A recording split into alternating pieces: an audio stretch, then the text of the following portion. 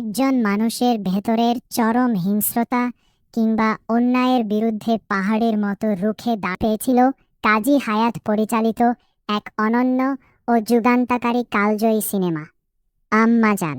মান্না, মৌসুমী, রাজীব, ডিপজল এবং শবনমের মতো এক ঝাঁক কিংবদন্তি অভিনয়শিল্পীর অনবদ্য অভিনয়ে সমৃদ্ধ এই ছবিটি কেবল একটি বাণিজ্যিক কিংবা সস্তা অ্যাকশন ড্রামা ছিল না। সংসার চালানোই যেখানে কঠিন ছিল, সেখানে সততার সাথে বাঁচাই ছিল তাদের একমাত্র লক্ষ্য। কিন্তু নিয়তির এক নির্মম পরিহাসে তাদের হাসি খুশি পরিবারটি ভেঙে চুরমার হয়ে যায়। কাদেরের বাবা হঠাৎ করেই মৃত্যুবরণ করেন, আর বাবার মৃত্যুর পর ছোট কাদের এবং তার মা চরম অনিশ্চয়তা ও অভাবের সাগরে পড়ে যান। স্বামীর মৃত্যুর পর পাওনা ন্যায় টাকা এবং সামান্য বেঁচে থাকার অবলম্বনের জন্য কাদেরের অসহায় মা দ্বারে ঘুরতে শুরু করেন। এক টেবিল থেকে অন্য টেবিলে, এক অফিস থেকে অন্য অফিসে ফাইল হাতে নিয়ে তিনি ধর্ণা দেন। কিন্তু আমাদের তথাকথিত সমাজের অসত, লম্পট ও ক্ষমতাশালী কিছু কর্মকর্তা তার সেই সরলতা ও অসহায়ত্বের সুযোগ নেওয়ার চেষ্টা করে। সরকারি অফিসের নোংরা পরিবেশ, দালালদের দৌরাত্ম্য এবং অসৎ মানুষের লালসার শিকার হতে হয় এক সম্মানিত ও সতী নারীকে। বিচার কিংবা সাহায্য পাওয়ার বদলে কাদেরের মা পান চরম অপমান, লাঞ্ছনা এবং নির্মম অত্যাচার। সেই ছোটবেলায় চোখের সামনে নিজের মায়ের এই অবর্ণনীয় কষ্ট, কান্না ও অপমান দেখে ছোট কাদেরের কচি মনটা এক নিমেষে বিষিয়ে ওঠে।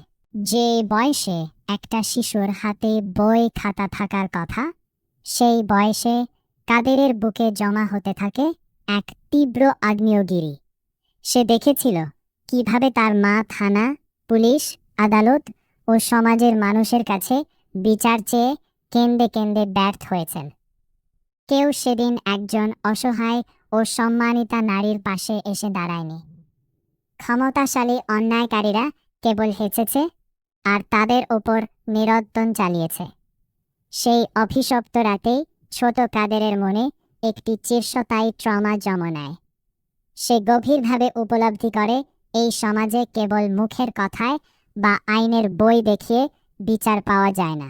এইখানে আইন শুধু ক্ষমতাশালী আর অর্থশালীদের গোলামি করে।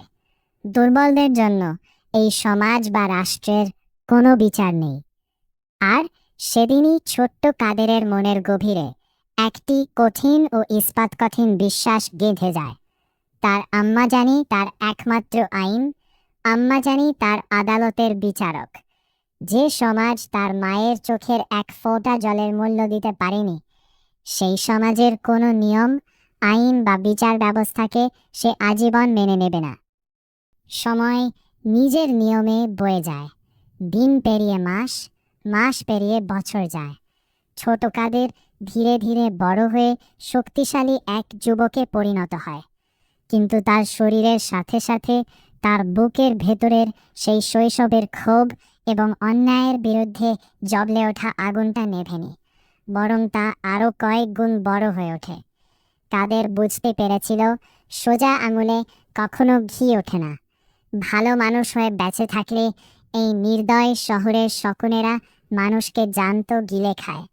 তাই সে সিদ্ধান্ত নেয় সে নিজেই এমন এক ক্ষমতা অর্জন করবে যার সামনে দাঁড়িয়ে শহরের বড় বড় অপরাধীরা থরথর করে কাঁপবে। কাদের পা বাড়ায় অপরাধের এক অজানা ও ভয়ঙ্কর জগতে। নিজের সাহস, শারীরিক শক্তি আর নির্ভীক মনোভাবের জোরে সে আস্তে আস্তে অন্ধকার জগতের অঘোষিত সম্রাট হয়ে ওঠে। তৈরি হয় তার নিজের এক বিশাল বাহিনী। শহরের বড় বড় গুদাম, গলি, রাজপথ কিংবা অপরাধের আখড়া সবখানেই ছড়িয়ে পড়ে কাদেরের নাম। অল্প কিছু দিনের মধ্যেই কাদের হয়ে ওঠে পুরো শহরের একচ্ছত্র অধিপতি বা আনডিসপিউটেড ডন। ক্ষমতা, লোকেবল আর আগ্নেয়াস্ত্রের জোরে সে গড়ে তোলে এক সুবিশাল সমান্তরাল সাম্রাজ্য। সাধারণ কোনো সন্ত্রাসী নয়, অপরাধ জগতের বড় বড় ডন কিংবা পুলিশের উচ্চপদস্থ কর্মকর্তারাও তার নাম শুনলে বুক কাঁপাত। তবে কাদেরের এই ভয়ঙ্কর ডন বা ক্রিমিনাল হয়ে ওঠার পেছনে লুকিয়েছিল এক অদ্ভুত ও বিরল নৈতিকতা। অন্য 10টা সন্ত্রাসীর মতো কাদের নিজের স্বার্থে কখনো নিরীহ বা দুর্বল মানুষের ওপর অত্যাচার করত না। সে সাধারণ মানুষের ধন সম্পদ লুটতরায় বিশ্বাসী ছিল না, বরং যেখানেই সে দেখত কোনো ক্ষমতাবান অন্যায়কারী কোনো অসহায় মানুষের ওপর জুলুম করছে, সেখানেই কাদেরের ভেতরের সেই ছোটবেলার ক্ষোভ জেগে উঠত। অন্যায়ের প্রতিবাদ করতে গিয়ে সে হয়ে উঠত পশুর মতো হিংস্র। অপরাধীদের কাছে কাদের ছিল সাক্ষাৎ আজরাইল বা মৃত্যুর পরোয়ানা, কিন্তু শোষিত সাধারণ মানুষের কাছে সে ছিল এক গোপন রক্ষক। অথবা পুরো শহর, প্রশাসন এবং অপরাধ জগৎ যাকে দেখে ভয়ে কাঁপত, সেই ভয়ঙ্কর ডন কাদেরের রূপ কিন্তু একদম বদলে যেত যখন সে নিজের বাড়ি বা ঘরে পা রাখত। ঘরের ওই কাঠের দরজাটা পার হওয়ার সাথে সাথে শহরের রক্তচক্ষু ডন কাদের যেন বাতাসে মিলিয়ে যেত। সেখানে জন্ম নিত এক অত্যন্ত অনুগত, লাজুক ও নম্র সন্তান। মায়ের সামনে এলেই সে হয়ে যেত সেই ছোটবেলার নিষ্পাপ শিশুটি। পুরো শহরকে যে হাতের মুঠোয় নাচাত, সেই কাদের মায়ের পায়ে মাথা রেখে সালাম করত। আম্মাজানের একটা ইশারা, একটু হাসি কিংবা একটা মিষ্টি কথাই ছিল কাদেরের কাছে পৃথিবীর সবচেয়ে বড় সম্পদ ও শেষ কথা। আম্মাজান যাকে ভালো বলতেন, কাদেরের কাছে সে ভালো। আর আম্মাজান যার ওপর অসন্তুষ্ট হতেন, কাদেরের কাছে সে পৃথিবীর সবচেয়ে বড় অপরাধী। মায়ের ভালোবাসা আর প্রতিজ্ঞাই ছিল কাদেরের বেঁচে থাকার একমাত্র শক্তি। গল্পের এই পর্যায়ে একে একে সামনে আসতে থাকে অন্যান্য গুরুত্বপূর্ণ চরিত্র এবং তাদের অভ্যন্তরীণ সম্পর্কগুলো। কাদেরের পরিবারে রয়েছে তার ছোট ভাই। কাদের কোনোদিন চায়নি যে তার অপরাধের এই কালো, বিষাক্ত ও অভিশপ্ত ছায়া তার ছোট ভাইয়ের গায়ে লাগুক। সে তার ভাইকে বুক দিয়ে আগলে রাখত।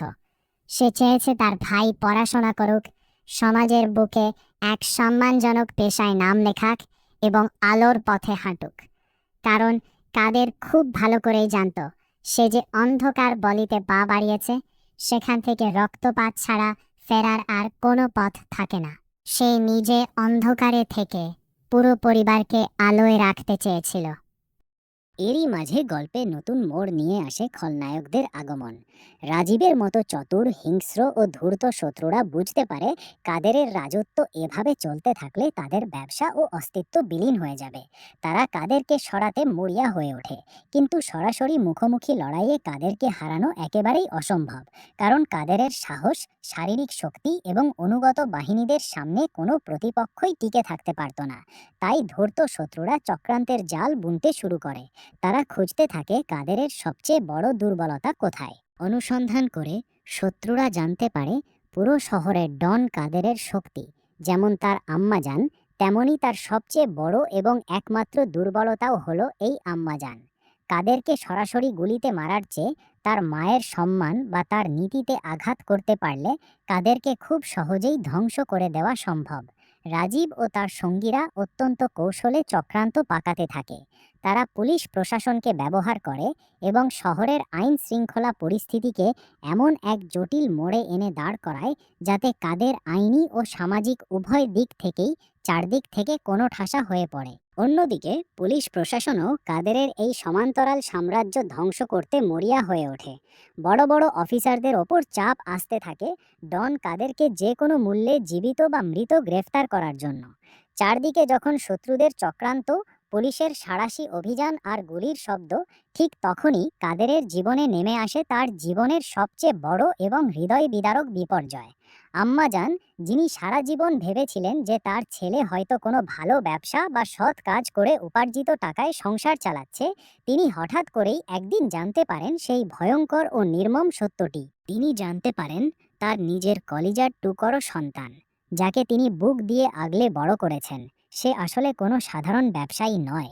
সে পুরো শহরের এক মূর্তিমান আতঙ্ক, একজন চিহ্নিত সন্ত্রাসী ও ডন। যে মা সারা জীবন সততা, নীতি, নৈতিকতা ও ধর্মের শক্ত ভিত্তির ওপর দাঁড়িয়ে বেঁচে থেকেছেন, যার কাছে অন্যায়ের সাথে আপস করাটা ছিল মৃত্যুর চেয়েও কঠিন। সেই মায়ের জন্য এই সত্যটি ছিল এক মারাত্মক মানসিক আঘাত। শুরু হয় আম্মাজান সিনেমার মূল, গভীর ও মনস্তাত্ত্বিক ক্লাইম্যাক্স। মুখোমুখি এসে দাঁড়ায় মা ও সন্তান। আম্মাজান জানতে চান কেন সে এই রক্তপাত ও অপরাধের পথ বেছে নিল। মায়ের এই কঠিন ও বিষাদগ্রস্ত প্রশ্ন শুনে ডন কাদেরের বুকের ভেতর জমাট বেঁধে থাকা বহু বছরের যন্ত্রণা হঠাৎ আগ্নেয়গিরির মতো ফেটে পড়ে। কাদের আকুতি জানিয়ে বলে, আম্মাজান, আমি যা কিছু করেছি সব আপনার ওপর হওয়া সেই অন্যায়ের বিচার করার জন্য করেছি। এই নোংরা সমাজ আপনাকে বিচার দেয়নি, তাই আমি নিজে আইন হাতে তুলে নিয়েছি। আম্মাজান বুঝতে পারেন কাদেরের ভালোবাসায় কোনো ভেজাল নেই, কিন্তু তার বেছে নেওয়া পথটি পুরোপুরি ভুল। আম্মাজান তার সিদ্ধান্ত জানিয়ে দেন, যদি সে এই অপরাধের পথ না ছাড়ে তবে তিনি তাকে আর নিজের সন্তান হিসেবে পরিচয় দেবেন না। মায়ের এই কঠিন সিদ্ধান্ত কাদেরের পুরো অস্তিত্বকে চুরমার করে দেয়। ইতিমধ্যে রাজীবের চক্রান্তে পুলিশ কাদেরের আস্তানা ঘিরে ফেলে। গুলির শব্দ আর রক্তপাতের মধ্য দিয়ে গল্প এগিয়ে যায় তার ট্র্যাজিক পরিণতির দিকে। কাজী হায়াতের দুর্দান্ত পরিচালনা এবং মান্নার জীবনের সেরা অভিনয় এই দৃশ্যগুলোকে অনন্য উচ্চতায় নিয়ে যায়। আর ব্যাকগ্রাউন্ডে বেজে ওঠে আইকনিক গান, আম্মা জান, আম্মা জান, তুমি চোখের মণি। শেষ পর্যন্ত এক মায়ের নীতি জয়ী হয়, আর ইতিহাস হয়ে থেকে যায় এই কালজয়ী মহাকাব্য।